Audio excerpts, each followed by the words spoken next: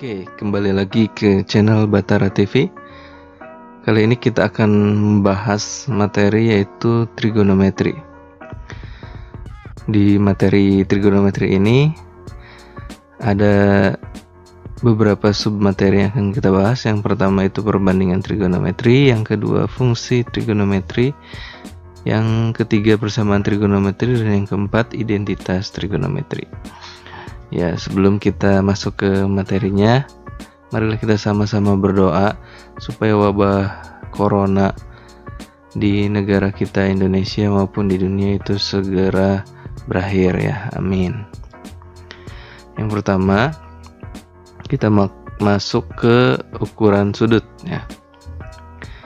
Untuk memahami ukuran sudut itu kita harus tahu dulu pengertian daripada lingkaran. Lingkaran itu adalah kumpulan titik-titik ya, titik-titiknya itu dari sini titik banyak ya, jumlahnya tak hingga. Nah, sampai kembali lagi ke sini ya, kumpulan titik-titik itu yang berjarak sama terhadap titik tertentu yang disebut dengan pusat lingkaran. Jadi ini jaraknya sama dari sini ke sini, dari sini ke sini, dari sini ke sini, dari sini ke sini sama. Itu disebut dengan R atau jari-jari ya. Dari sini ke sini, dari sini ke sini, itu jari-jari. Nah, ukuran derajat itu ditulis dengan seperti ini, misalnya 1 derajat ya. Jadi lingkaran kecil. Yaitu didefinisikan sebagai ukuran besar sudut yang disapu oleh jari-jari lingkaran dalam jarak putar sejauh 1/360 putaran. Jadi 1 derajat itu sama dengan 1/360 putaran ya. Berikutnya, ukuran sudut yang lebih kecil dari ukuran derajat dinyatakan dalam ukuran menit dan ukuran detik. Jadi 1 derajat itu sama dengan 60 menit, dan 1 menit itu adalah 1/60 derajat. Ditulis seperti ini ya, 1 derajat sama dengan 60 menit. Ini namanya aksen ya. Jadi atau 1 menit itu sama dengan 1/60 derajat. Kalau detik lambangnya seperti ini, double aksen gitu.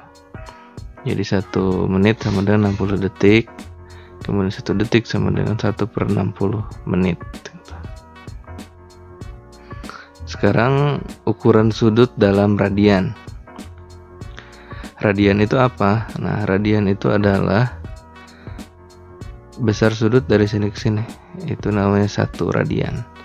Nah, 1 radian itu apabila dari jarak dari M ke Q itu besarnya itu R. Misalnya ya, dari M ke P itu jaraknya R juga sama, dan busur PQ ini kan busur ya yang melengkung. Itu besarnya sama juga R. Jadi yang ini R sama yang ini R sama ini R sama semua. Berarti ini akan membentuk sudut di sini. Nah, besar sudutnya ini kira-kira 57, sekian derajat. Nah, itu disebut dengan 1 radian. Nah, jadi 1 radian didefinisikan sebagai ukuran sudut pada bidang datar yang berada di antara 2 jari-jari.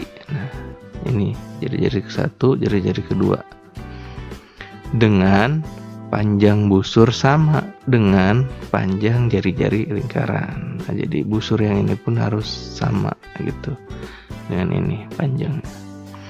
Itu baru dikatakan sebagai 1 radian. Nah, kemudian mengubah ukuran sudut dari derajat ke radian. Nah, jadi langsung aja lah, 1 derajat itu sama dengan pi/180 radian. 1 radian itu 180 derajat per pi. Jadi jika ada 1 derajat kita ingin rubah ke dalam radian, itu berapa radian sih 1 derajat itu? Ya tinggal pi nya aja nih, ganti pi yang ini dengan 3,14 atau ganti dengan 22/7 juga sama aja ya. dibagi 180, hasilnya 0,017453 radian gitu. Sedangkan 1 radian itu adalah 57,296 derajat ya. Oke. Berikutnya itu tabel sudut istimewa trigonometri. Ini yang harus kalian hafalkan nih, tabel sudut istimewa trigonometri, terutama yang sin. Sin dari 0 derajat sampai sin 90 derajat. Nah, jadi dihafalinnya ini aja nih. Sin 0 derajat 0, sin 30 setengah, sin 45 setengah akar 2, sin 60 setengah akar 3, sin 91 gitu. Kalau cos itu tinggal kebalikannya aja nih. Cos ini kan tadi sin 90 derajat 1. Nah, kalau cos kebalikannya. Cos 0 derajat itu mulai dari 1 kemudian ke sini. Setengah akar 3 kan sama ya. Setengah akar 2 ke sini. Setengahnya ini ke sini, 0 ini ke sini gitu. Itu cos. Kalau tangan itu sin per cos. 0 dibagi 1, 0. Setengah dibagi setengah akar 3 itu 1 per akar 3, atau bisa ditulis juga 1 per 3 akar 3. Kemudian tan 45 setengah akar 2 dibagi setengah akar 2 hasilnya 1. Kemudian tan 60 derajat itu setengah akar 3 dibagi setengah itu akar 3. Dan tan 90 itu 1 dibagi 0. Kalau penyebut itu 0 pasti hasilnya tidak terdefinisi ya, atau tahingga. Nah, ini untuk grafik dari sin, mulai dari 0 naik terus. Ketika 90 derajat nilainya itu ke 1 kan, dia turun lagi nih. Jadi di sin 120 turun terus 150 nilainya setengah lagi, 180 nilainya balik lagi ke 0. Terus ke sin 210 itu nilainya jadi negatif. Dan seterusnya nih negatif terus sampai 360 derajat. Lewat dari 360 derajat juga sama ke sini masih bagian yang positif lagi terus dan seterusnya ya. Kalau cos ini mulainya dari 1 nih, dari sini 1 turun terus ke 90 derajat itu 0, turun lagi ke negatif ya, terus naik lagi. Nah, sampai 360 terus kesininya juga lewat dari 360. Nah, itu cos. Nah, kalau tangan mulainya dari 0 terus sampai tangan 45 nilainya 1. Nah, di tangan 90 ini kenapa nilai tangan itu tahingga atau tidak terdefinisi? Karena pertemuan garis yang ini dengan yang 90 derajat itu tidak akan berpotongan. Sampai ke atas ke sana pun tidak akan berpotongan. Hanya akan mendekati aja atau disebut dengan konvergen. Tapi tidak akan pernah berpotongan gitu. Jadi nilainya tidak terdefinisi atau tahingga gitu. Kemudian yang perlu diingat lagi juga di materi trigonometri ini adalah posisi kuadran ya. Kuadran 1 di sini, kuadran 2 di sini, kuadran 3 di sini, kuadran 4 di sini. Kuadran 1 itu semua positif, baik kosin, kotangen, sinus, kosinus, tangen, itu semua positif.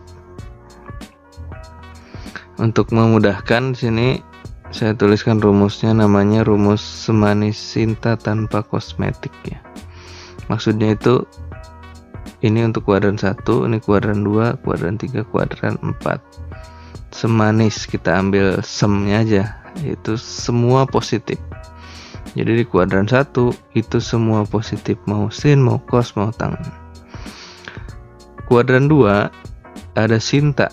Nah, kita ambil sin di sini, sinnya. Artinya apa? Artinya hanya sin yang positif. Nah, kita lihat ya, di sini hanya sin yang positif, yang lainnya itu negatif, cos tangan negatif semua. Kuadran 3 tanpa, kita ambilnya tannya, berarti hanya tan yang positif, sisanya negatif. Kosmetik, kita ambil cos, berarti hanya cos yang positif, yang lainnya itu negatif ya. Nanti kalau ini sudah paham, sudah hafal gitu ya, ini mengerjakan soal-soal trigonometri, perbandingan trigonometri itu akan mudah. Jadi pahami dulu tentang kuadran-kuadran ini ya. Berikutnya ada perbandingan trigonometri. Di sini juga untuk memudahkan saya tulis di sini rumusnya D per mi, sa per mi, dan D per sa. Ini maksudnya ya, bukan se tapi sa. Jadi rumus demi, sami, desa. Demi untuk sin, sami untuk cos, desa untuk tan. Kita ambil contoh misalnya yang ini nih. Berapakah nilai dari sin alfa? Nah, alfa itu kan di sini. Nah, karena sin itu rumusnya D per mi, depan dibagi miring. Yang ada di depan sudut ini apa? Di depan. Nah, itu A yang ini kan. Dibagi mi itu miring. Sisi miringnya mana? Ya ini C. Berarti D mi itu adalah A per C. Nah, sama kan ya? A per C. Kemudian cos itu sami. Dari sini samping per miring, sampingnya mana? B, miringnya C, jadi B per C. Desa, depan per samping, depannya A, sampingnya B, berarti jadi A per B. Kemudian berikutnya kotangan. Kotangan itu kebalikan dari tangan. Sekan kebalikan dari cos. Kosekan kebalikan dari sin. Berarti kotangan itu karena kebalikan dari tan. Kalau tannya itu A per B, berarti kotangannya itu tinggal dibalik aja, jadi B per A. Sekan kebalikan dari cos. Cosnya B per C, sekannya menjadi C per B. Kosekan kebalikan dari sin. Kalau sinnya A per C, berarti kosekannya itu adalah C per A gitu. Nah, ini rumus-rumus kebalikannya. Ini yang tadi udah kebalikan dari sin, kosekan, kebalikan dari kosekan, kebalikan dari tangan, kotangan. Nah, untuk rumus perbandingan juga, ini tan A derajat itu sama dengan sin A derajat bagi cos A derajat. Nah, karena kebalikan dari tangan itu adalah kotangan, maka kotangan juga itu berarti tinggal dibalik aja. Kalau tangan tadi sin per cos, kotangan maka menjadi cos per sin. Nah, itu dulu aja materi yang saya sampaikan pada video pembelajaran kali ini. Memang kalau teori itu kadang-kadang belum bisa kita pahami 100% gitu ya, jika kita belum latihan soal. Maka dari itu, nanti supaya lebih paham, kita masuk ke latihan soal supaya kita lebih paham lagi tentang materi trigonometri ini. Ya, sekian untuk video pembelajaran kali ini. Semoga bisa diterima, bisa dimengerti dengan baik. Ya, sekian.